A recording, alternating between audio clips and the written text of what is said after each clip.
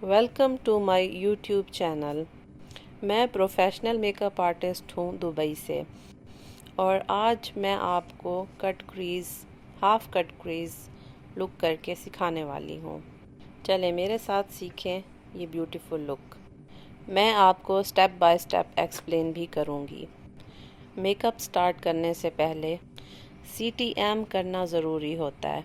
CTM का मतलब cleaning, toning and moisturising.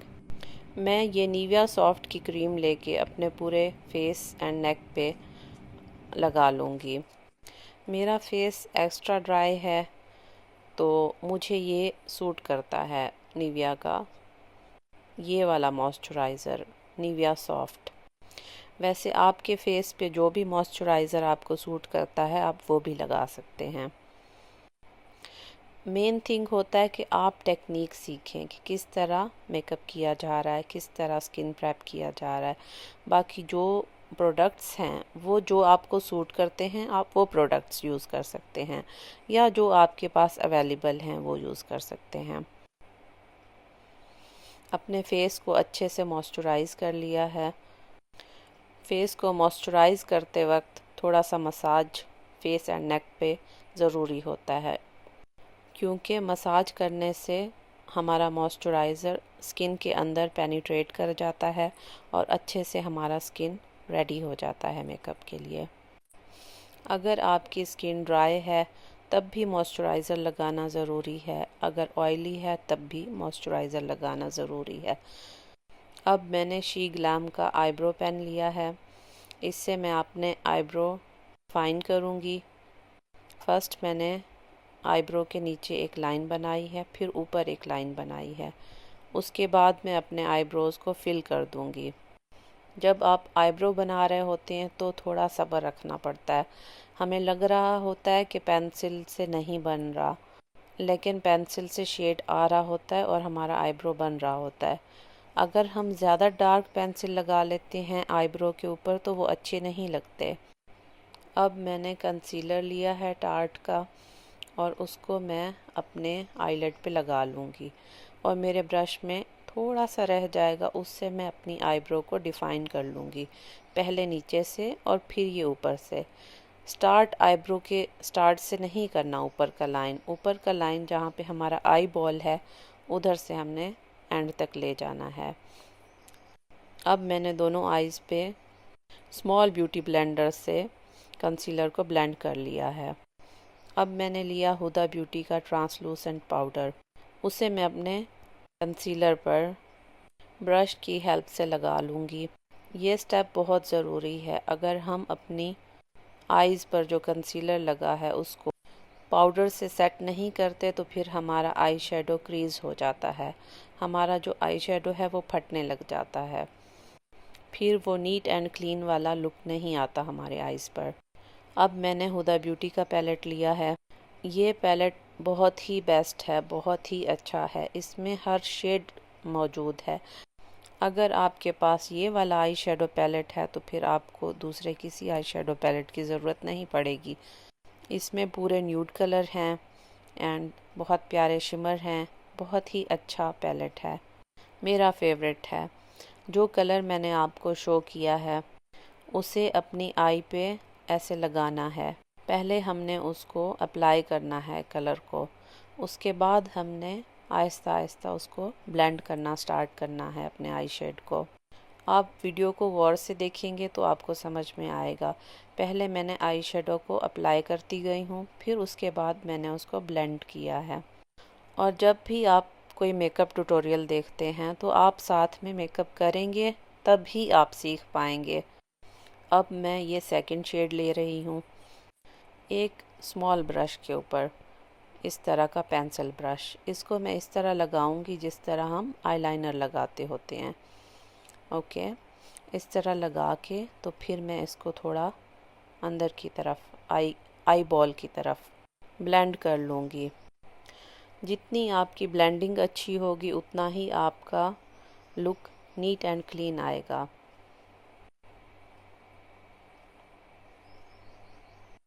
थोड़ा सब्र से ब्लेंड करें, आराम से ब्लेंड करते जाएं। ये टाइम लेता है लेकिन हो जाता है। अब मैंने आईलाइनर ब्रश के ऊपर कंसीलर लिया है। इससे मैं हाफ कट क्रेज बनाऊंगी। मैं एक आईलाइनर की तरह लगा रही हूँ। ये आपने इस तरह से लगाना है कि जब आपकी आँख खुली हो तो ये लाइन नज़र आनी चाहिए, यानी इतना अंदर की तरफ नहीं लगाना कि ये लाइन छुप जाए। इस लाइन को ना आपने जब आपकी आँख ओपन हो तो ये लाइन उधर से नज़र आ रही हो, इस तरह से आपने लगाना है। अब मैं एक और फ्लैट ब्रश ले रही हूँ, उससे मैं इस कंसीलर को नीचे की तरफ करूँगी। जो हमारा कट क्रीज एरिया होता है उस पूरे एरिया पे मैं कंसीलर लगा दूँगी। ब्रश पे थोड़ा सा मैंने और कंसीलर लिया था, उससे मैं यहाँ पे पूरा कंसीलर लगा लूँगी। अब मैंने एक और ब्रश लिया है, इस ब्रश से मैं इस कंसीलर को ब्लेंड कर लूँगी। कंसीलर को ब्लेंड करना ज़रूरी होता है, नहीं तो कंसीलर फिर क्रीज कर जाता है, वहाँ पे लाइनें पड़ने लग जाती हैं। हमारा कंसीलर और हमारा आई शेडो मिक्स होने चाहिए, ज़्यादा अलग से नहीं नज़र आना चाहिए। ऊपर से जो कट क्रीज एरिया है वो अलग से नज़र आएगा, अच्छी बात है। और जो जहाँ पे हम आईलाइनर लगाते हैं एंडिंग एरिया, वहाँ पे ब्लेंडेड होना चाहिए। मैंने फिर वही ब्रश लिया है आईलाइनर वाला और अपने कट क्रीज को और प्रोमिनेंट कर दिया है। अब मैंने फिर से आई शेडो पैलेट लिया है। अब मैं ये लाइट कलर का आई शेडो ले रही हूँ और इसको पूरे कंसीलर वाले एरिया पे मैंने ब्लेंड कर देना है, लगा देना है। जहाँ पर हमने कट क्रीज बनाया है वहाँ पर हमने ये शिमर शेड लगाना है, लाइट कलर वाला। अच्छे से आप अपने शिमर को ब्लेंड करके लगा दें।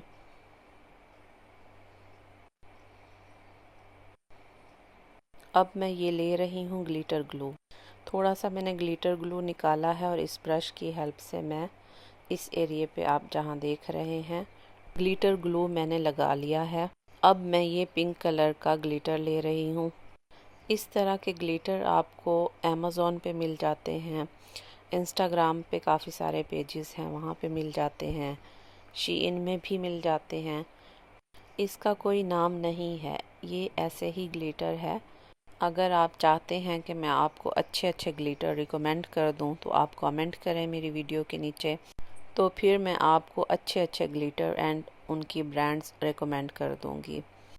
अब मैंने आईलाइनर लिया है और ये मैं इनर कॉर्नर बना रही हूँ, अपनी आईज़ का इनर कॉर्नर। ये आईलाइनर कैट्रीज ब्रांड का है।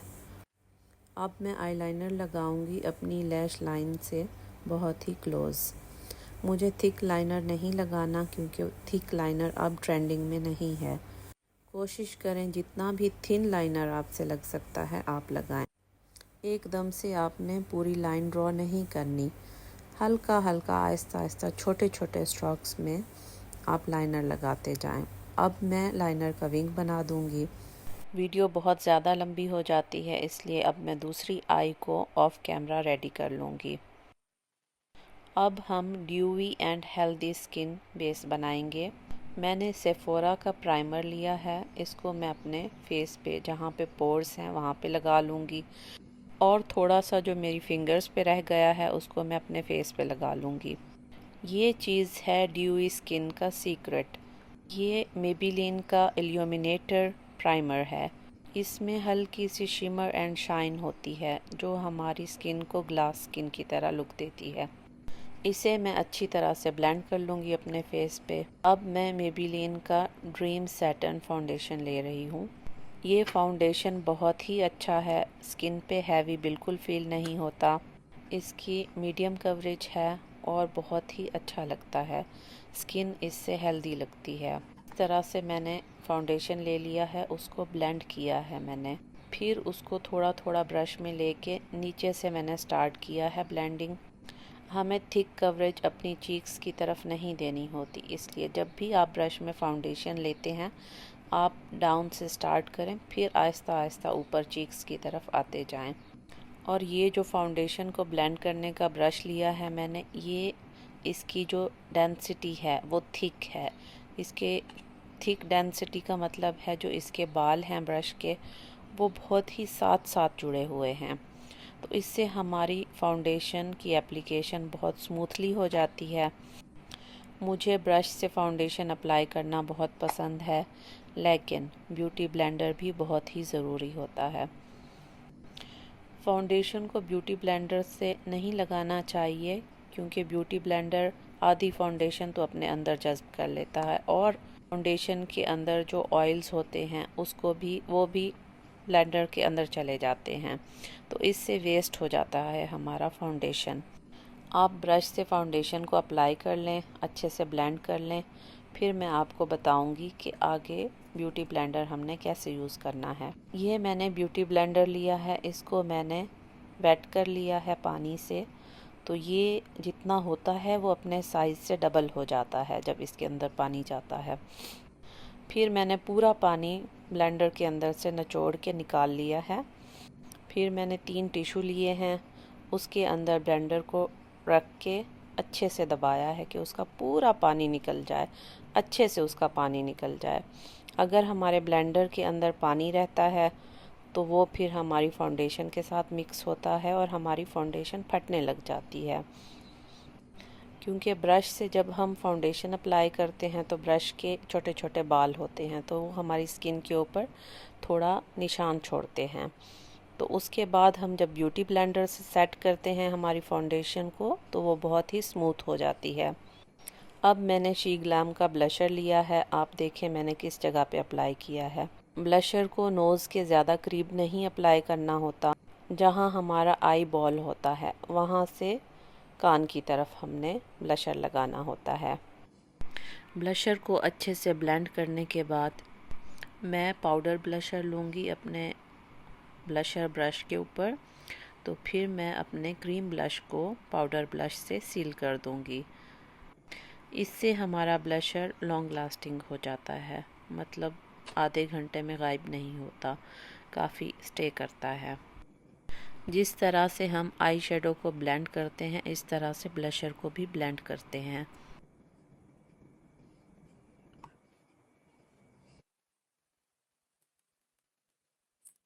हमारे चीक्स फिर नेचुरली ब्लश्ड फील होते हैं जब ब्लेंड अच्छे से होता है ब्लशर। अब मैंने हुदा ब्यूटी का कंटोर लिया है, उसको मैं अपने ईयर के ऊपर की तरफ से ला के इस तरह लगा रही हूँ कंटोर को। एंड मेरा थोड़ा फेस चबी है, तो डबल चिन भी है, तो मैं उसको भी कवर करूँगी। डबल चिन को कवर करने के लिए ये टेक्निक बेस्ट है। इस तरह से आप कंटोर को लगाएं और गौर से आप देखें कि मैं किस तरह से ब्लेंड कर रही हूँ। जो चीक्स की कंटोर है उसको ऊपर की तरफ ब्लेंड करना है, नीचे की तरफ नहीं ड्रैग करके लाना, क्योंकि जब हम कंटोर को नीचे की तरफ ड्रैग करते हैं तो फिर हमारा फेस ड्रॉपी लगता है। जो हमारी चिन की डबल चिन की कंटोर है उसको हमने नीचे की तरफ ब्लेंड करना है, जैसा कि आप देख रहे हैं। इसको नीचे की तरफ ब्लेंड करेंगे, इसको ऊपर नहीं ले जाएंगे। अब मैं ये मैक के पैलेट से ये वाला शेड लूँगी कंटोर का। जो मेरी क्रीम कंटोर थी उसको मैं पाउडर कंटोर कर लूँगी, क्योंकि जो हमारे क्रीमी प्रोडक्ट्स होते हैं जब तक हम उसको पाउडर से नहीं सील करते तो वो फिर जल्दी निकल जाते हैं या जल्दी ख़राब हो जाता है हमारा मेकअप। अब मैंने वही सेम शेड जो कंटोर का मैंने आपको दिखाया था पाउडर कंटोर का, वो मैं अपनी नोज़ कंटोर कर रही हूँ। अब मैंने लिया है टार्ट का कंसीलर। अच्छा, कंसीलर की ये बात है कि कंसीलर बहुत ज़्यादा नहीं लगाना होता, इसको थोड़ा सा लगाना होता है एंड देन 1 मिनट आप वेट करें, कंसीलर थोड़ा उधर थिक हो जाए हमारी स्किन के ऊपर, फिर उसको हमने ब्लेंड कर देना होता है। क्योंकि जब हम ज़्यादा कंसीलर लगा लेते हैं अंडर आई के नीचे तो वो फिर क्रीज़ करने लग जाती है हमारी अंडर आई, यानी उधर लाइनें पड़ने लग जाती हैं। कंसीलर को ब्लेंड करने के साथ साथ ये जो मेरा आई शेडो था ऊपर वाला, वो जो आईलाइनर से ज़्यादा नीचे निकला हुआ था उसको भी मैंने क्लीन कर लिया है। अब मैंने एक पफ के ऊपर लूज़ पाउडर लिया है, उसको मैं अपने कंसीलर को लॉक कर दूंगी, सेट कर दूंगी। लूज़ पाउडर से मेरी अंडर आई सेट हो जाएगी और वहाँ पे जो स्मॉल स्मॉल लाइंस बनती हैं वो नहीं बनेंगी। और लूज़ पाउडर लगाने से जो हमारी आँखें थकी थकी दिखती हैं वो भी नहीं दिखती, फ्रेश हो जाती हैं। अब मैंने जो आई शेडो ऊपर लगाया था वही सेम शेड लेकर एक पेंसिल ब्रश के ऊपर, ये देख रहे हैं आप, एक छोटा ब्रश है, पेंसिल ब्रश इसको बोलते हैं, इस पर लेके मैं अपनी लोअर आईलैश लाइन पे लगाऊंगी। अभी मैं एक लाइन की तरह लगाती जा रही हूँ, अभी मैं उसको ब्लेंड नहीं कर रही,